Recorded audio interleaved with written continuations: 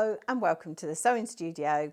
Today is our final episode of the Jubilee Sew in a Row quilt, and today I'm going to show you how to make these flowers. And these are the very last thing you're going to put on your quilt. So you're going to decide where you want your rows, in what order you're going to put your rows, and you're going to sew those together. So my thought process behind mine was I wanted it framed with the bow ties. And then I thought about things that were typically British, and I thought about my home. This is my dog in the front garden. This was the garden fence. This is my garden. I'm watering my flowers and my heart is in my garden. So that was my thought process. You can put yours together however you want. So as I always say, make it your own. If you want to do any embellishments, like I've done these little butterflies and ladybirds, they go on right at the end as well. The quilting has been done very simply as a stitch in the ditch and down the sides of the flower pots as well. So there's minimal quilting. And if you're tying buttons or other embellishments on or sewing them on, that will also help hold your quilt together as well. And the good thing about using a cream or a white background is if you've got a little gap where something doesn't quite fit, you can always put a piece in like I've done up here and it doesn't actually show. So now we're going to go over and we're going to make these flowers for your flower pot block. So the flowers we're going to make today are these ones, which we are making using these yo-yos, but don't worry if you haven't got these yo-yo makers, you can make it with just a circle, and I'll show you how to do that in a moment. And we're also going to make one of these with the petals, which I've already stitched on to this flower pot. So as I said last time, I've left my stems nice and long so I can decide when I want to put my flowers on. If I say wanted to put 2 on this one, I could then put them on and trim the stem. So it's up to you how you want to do it. You can also make your stem a little bit wavy if you want to. So before you tack it down, you can give it a little wiggle like I have here. So let's get started with these. So the first one I'm going to make is this one, and I'm going to use these yo-yo makers. Now on the front of here, it gives you the actual size that will come down to. So for example, this one here, let me move that over, is going to be that size, and this one here is going to be that size. But as I say, you can just cut a circle. I use these for speed, and they come in all different sizes, as you can see. So we put a piece of fabric into here, like this, and then we clip the cover over it, and I'm going to make one this size. So I clip it down and then I just trim very roughly around. So you can see I'm making a circle, so you could just draw a circle and then just do a running stitch around.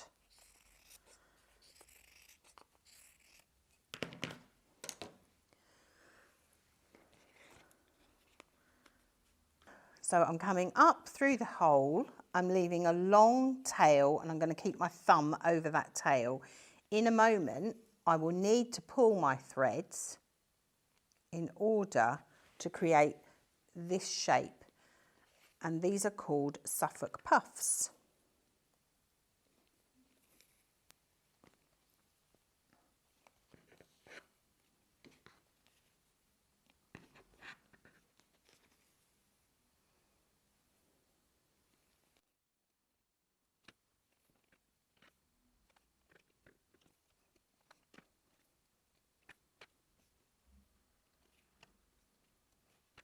I'm just going to interrupt to say, if you like what you see, don't forget to subscribe to our YouTube channel and follow us on Instagram, Facebook and TikTok.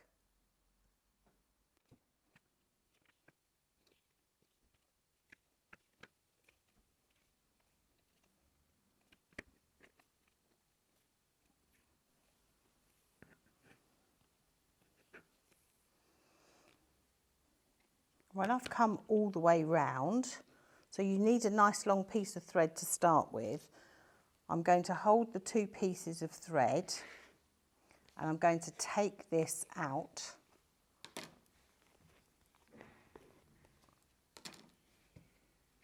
And then I'm going to press in the centre and pull my threads together.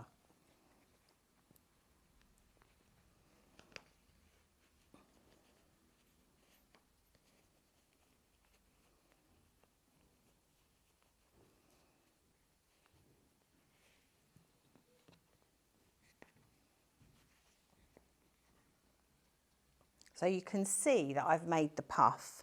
Now I'm just going to knot my threads, and what I tend to do is I leave the threads long because then I can sew a button on, so I can use the thread that's already here to sew a button on, and I can also use the thread to sew this on to here. So I don't cut them at this moment. I then choose my button. I've got a nice black button there, so I'm going to sew that on, and that's how you make that flower. And then I would sew it on to here, and that's when I would decide where I want this to be. So I probably want this a bit shorter, so I'm just going to snip it off, and then I would stitch that onto there. So that's one of the flowers. So the next flower we're going to make is this one with 5 petals, and you can make this with just 5 circles. So I've already cut 5 circles out. Let's just move all these a moment. And I've used approximately a 3-inch circle, and I just drew around something to get my circle. So not a lot of measuring. So I just drew that, cut out 5 circles of the same size. And what you have to do with these is you fold it in half and in half again. So you've effectively got a quarter, and that is what is going to form our petal. So again, I've got a long thread, but this time I'm going to knot the end of the thread because I don't want this one pulling through. Make a knot, and I'm going to just do a very small running stitch all the way along the bottom like this. So you can see what's happening, it's forming that petal already.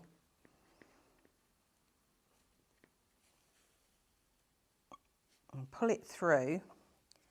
And then I'm going to pick up the next one and making sure that it's going to follow on like that. I'm going to start another running stitch along the bottom.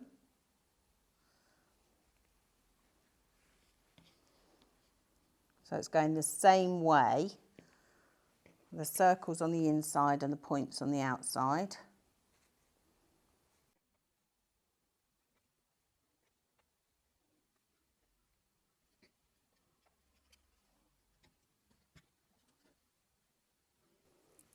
And you repeat this until you have all 5 of your circles sewn like this.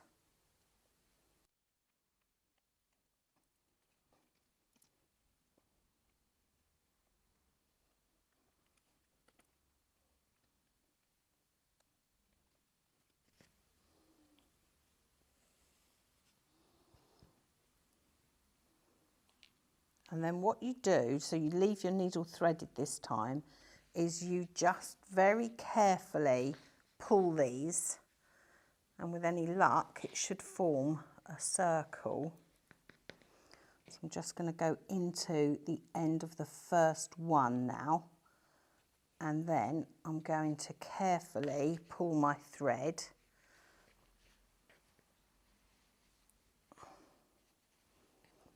And you can see that beginning to form. Let's move my hands out of the way a bit.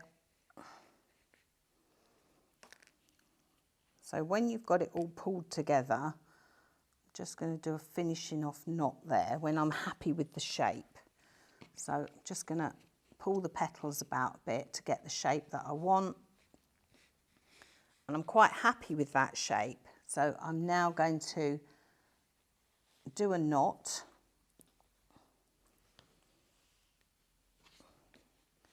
To stop it all coming undone.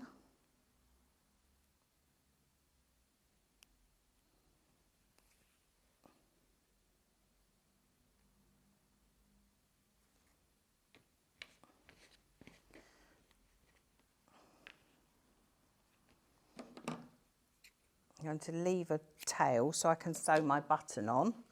So you can see that there is your flower.